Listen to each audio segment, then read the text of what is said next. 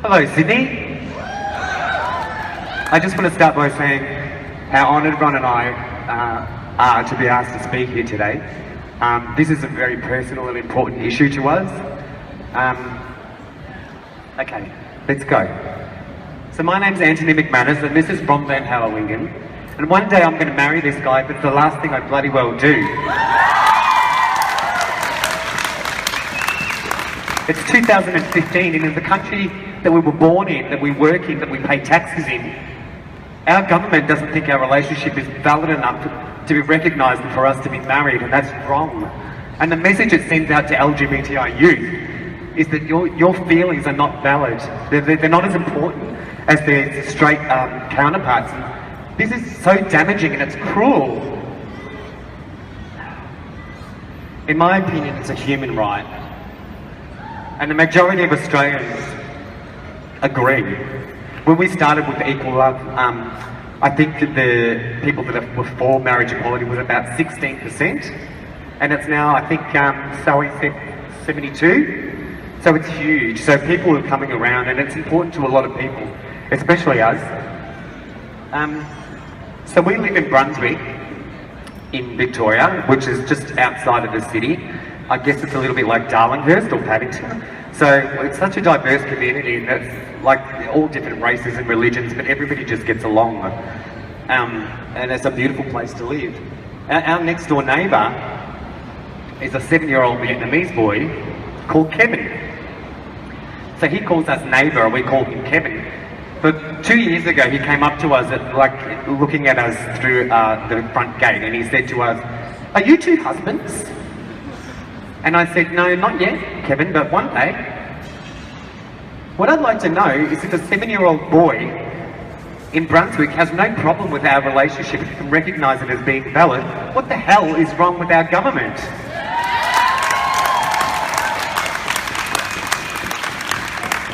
A big night for Ron and I, we are so normal, is like dinner at home in front of a telly and then couch time with our cats. I grew up in a western suburb of Melbourne as well, called Werribee. I don't know if any of you have heard of it. But I was a very effeminate little boy, big surprise there. And I was inclined to burst into show tunes and dance for no reason. I still do that sometimes.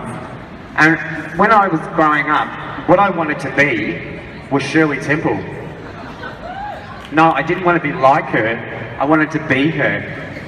And I was so disappointed when I found out that this was never going to happen. I was 14. Okay, sorry, I'm getting a bit lost here. So what we're asking for is nothing special. It's the same rights as our straight counterparts. As was mentioned, we had our first commitment ceremony on our 6th anniversary. We thought we were really clever that we'd lasted that long. So now we've been together for 28 years. We've been married 10 times. None of them legal. Once on television, once on the radio. So it's crazy. And I really wanted the 10th one to be for real. And I'm a bit more optimistic than Ron. I've been saying for years, it's going to happen. It's going to happen next month, you know. But Ron's like, no, it's a long way off, and he was right, unfortunately. If we got married tomorrow, the world will still turn. I promise you. I just think the world will be a better place. When we had our first commitment ceremony, it was in front of family and friends. Now, when we do get the chance to marry, it's not going to be like that. Because one day my sister died. And 4 months later, another sister died. And 4 years later, my brother died. And then my father died. And then last year, on our 27th anniversary, my mother died. This has been taken from us. I love that today's topic is no more delays. There's been enough. That's been stolen from Ron and I. It's not right, it's not fair. No amount of legislation will give me the opportunity to be married with my family. We must keep up the pressure. As Sally said, contact all your politicians. Keep up the pressure. It's only through pressure that we'll see change. And one day, I hope to go next door and knock on Kevin's door and say, Kevin, we are husbands. Thank you.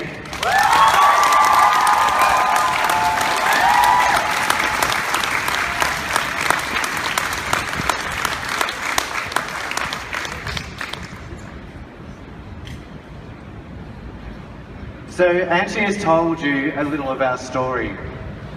For 11 years now, we've been all telling our stories. We have discussed the issue so many times now that there is nothing really new to add. Poll after poll, Australia has already voted. John Howard didn't need a plebiscite to change the Marriage Act in 2004, and we don't need one now. In the 6-hour joint party room meeting of the Liberal National Parties in August, it was announced that a free vote would take place in the next term of Parliament.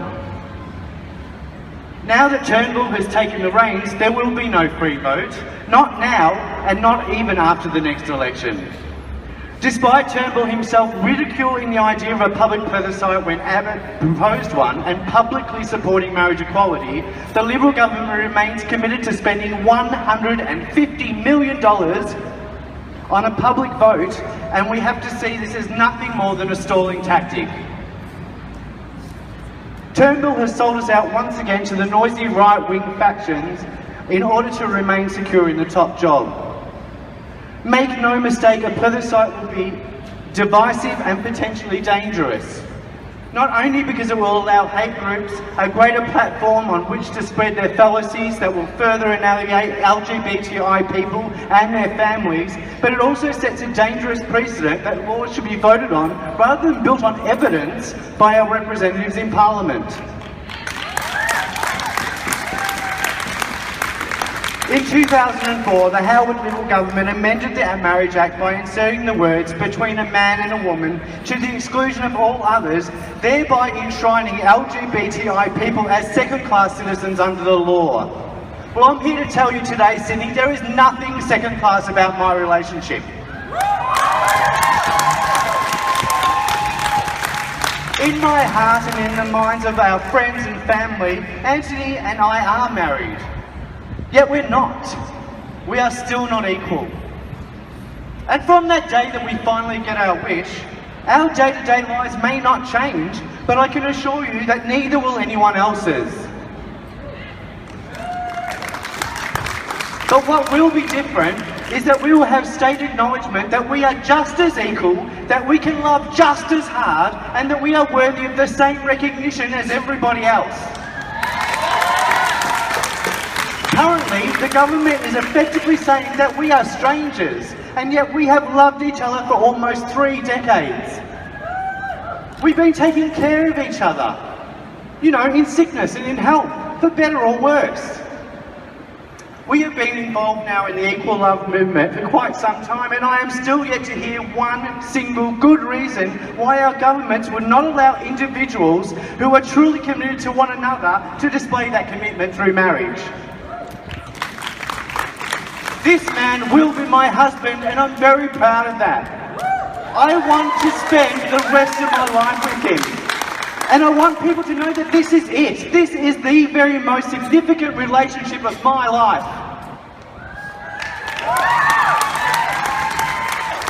Today, we've told you a little of the Ron and Ant story, but it's a pretty simple message of love. And it's a story that's shared by thousands of other couples all over Australia. But this movement is only partly about marriage. It's ultimately about achieving equality. It's not just about couples like us, it's about discrimination. It's really about sending a message to the young Ron and the young Antony that you are valuable and that there is absolutely nothing wrong with you. Equal love. Love is love. Bring on the election so we can vote for equality.